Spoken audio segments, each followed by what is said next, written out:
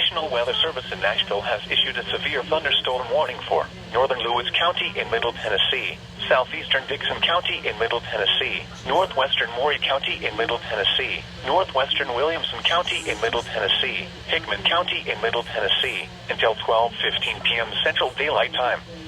At 11:45 a.m. Central Daylight Time, severe thunderstorms were located along a line extending from 7 miles northwest of Centerville to Hohenwald, moving northeast at 50 miles per hour.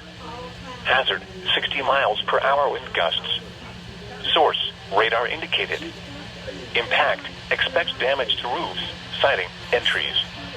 Locations impacted include Columbia, Hohenwald, Centerville, Fairview, Gordonsburg, Bon Aqua, Cummins, Prim Springs, Lyles, Santa Fe, Pinewood, Hampshire, Williamsport, and Nunnally.